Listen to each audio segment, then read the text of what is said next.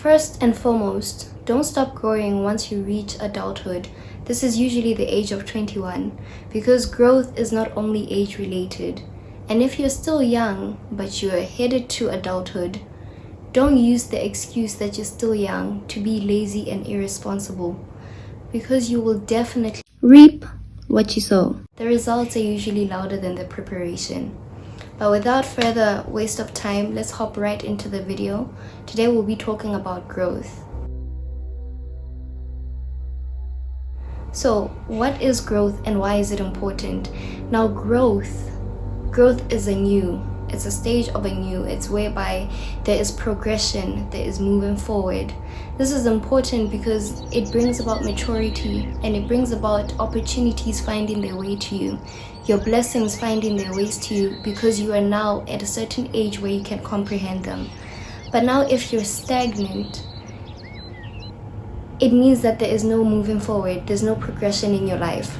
This usually leads to setbacks and making your life more miserable. It means your yesterday is always better than your today, and that is one terrible life to be living, unfortunately. It brings misery and pain. We don't want to be living a life whereby we're stuck, where we're stagnant, because in that stagnation, it's whereby the things that you even overcame, you overpowered, you conquered, they even now find you where you were, and they even surpass you.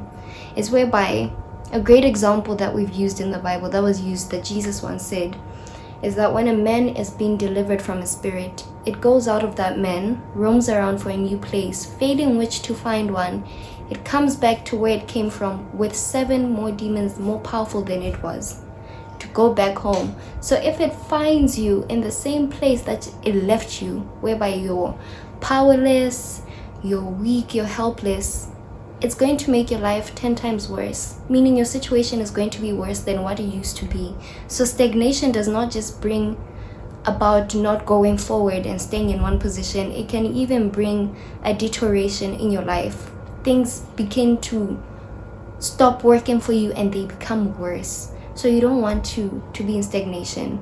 Let's move into the first key point that we'll be talking about today, which is knowledge.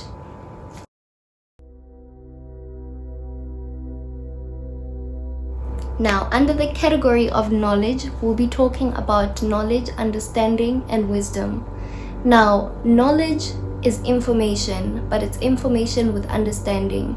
If you were taught about a concept, you were given information. Now, if you understand that information that you're being given, that is knowledge. You are knowledgeable in that concept. But if you don't have the understanding, if you're lacking the understanding aspect, even if you have the knowledge, the information, then you don't have the knowledge. You're not knowledgeable. You still need understanding to come with. So knowledge is information with understanding.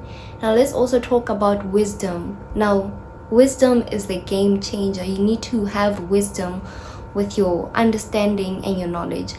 Wisdom helps you to apply this information, this knowledge that you have. It helps you to apply it in the necessary situations where it's needed, right? Wisdom basically helps you know when and how to use your sword.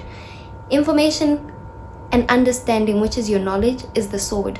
If you know how to pick up the sword, you understand what it's capable of. That's just the information. Now the wisdom is knowing where to use it. This is usually in battle against your enemies. Now, bear in mind, guys, knowledge is important for your growth because it helps you whereby when you're moving forward, you'll be meeting new concepts, right? You need information and understanding on how to handle those new concepts you're meeting now, right? If you are progressing to the next grade and you didn't understand the concepts of the previous grade, then you're going to struggle where you're going. That's why it's important that you understand why knowledge is so important for you. If you don't know how to drive, you don't have your driver's license, your G-Wagon will be collecting dust until you learn how to drive that car. Wait a minute! Right? So, wisdom basically helps you to apply the knowledge that you have. Here's a good example. If you know about CPR, you cannot perform CPR on someone that is breathing and conscious. You only perform CPR on someone that's unconscious. If you perform CPR on someone that's breathing and very much alive, you may even cause that person to suffocate. So what was meant for good will turn into bad. You don't want that. You want to know when and how and where to apply the information you have. Now be very mindful, guys. Information isn't always good for you. Some information is out here to corrupt you. Yes, it may be true, but you don't need to know it. For example, let's say now you know how to murder someone. You're walking down the street and you see someone that looks a bit suspicious walking behind you. You could find that that poor innocent soul was just trying to reach to the next destination, which is a coffee shop maybe, on the next block that you're about to take. But because you don't know what's going on and you just know that you have this new information of how to murder an individual, you take your turn and you wait for the person to make a turn too, and you end up killing someone that didn't deserve the death. Like that person, you could find that literally on that street where you turned, that's where they were headed. And you took someone's life because now you were excited to use information that you have. That's why you have to have wisdom also, so you can know when it's the time to use the information you have. Otherwise, you're going to destroy yourself. So be mindful of that. Now, with that being said, let's move to our second point.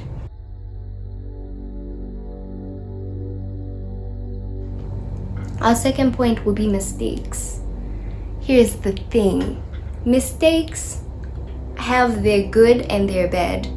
Mistakes, of course, we don't like making mistakes because we know the consequences usually are not in our best favor. You can make such a bad mistake that it can cost you your life or someone else's life. But here's the thing. You have to acknowledge that mistakes also bring about growth, because it shows that you took the initiative to at least try to grow. You tried to test out the information that you have and you failed. Now, if you failed, don't stay there in that failed position. Rather get up and try again. Like, more tests and opportunities will come. They will test what you know, and of course eventually you will pass. If you keep on failing, don't worry, more opportunities will come, but don't stay there. If you stay in that moment of disappointment, of hurt, and you don't heal, you don't grow, you're going to end up bleeding on people that didn't even hurt you. You're going to stay where you are and you're bringing stagnation. It's like you're welcoming stagnation back into your life. Don't do that. Just acknowledge that, you know what, I made a mistake, but at least I made a mistake trying my best. But now if you just make a mistake and you weren't even trying, that is a different story. But at least if you're making mistakes while you're trying to lead and live your best honorable life, then you will know how to handle situations better in the future, which brings about growth. So everything that you do, make sure you're intentional about it. Make sure that when you do something, you're doing it for the interest of course for your best interest, but also for those around you, because you don't want to just be hurting people all in the name of it's a mistake.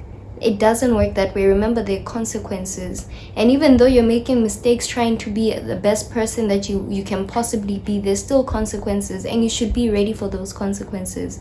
Otherwise, if you are afraid of mistakes, it's almost the same thing as you refusing to live. You are bound to make mistakes. We are all humans. We're not always gonna get it right. We're not perfect. And when that moment comes, remember, when you're in your lowest moments, be careful again. I'll remind you of the voices you listen to. Always listen to a voice that encourages you to be your best self, despite it that it might not be nice when you hear it. It might not be soft, it might not be gentle, it might not be sweet, but it will tell you the truth, and that's what you need. So ensure that even when you've made that mistake, get up again and try again, because that's how you still get growth. And remember, one more thing, very important. When you've prayed something out your life and overconquered it, it doesn't mean that it won't come back. It will, but if there's growth, you've moved forward, you're stronger than you were yesterday. When that thing comes back, it doesn't stand a chance anymore, because you will know how to handle it. But if you stay where you are, you allow stagnation to take over you, you're going to even be weaker than you were when it was there. You know, so keep that in mind. Now let's move to our third and final point. This will be, of course, your company. Now, the people you do associate yourself with, they do play an impact, they do have a role in your life. Even though you were born alone into this planet, there's a reason why you're not alone here.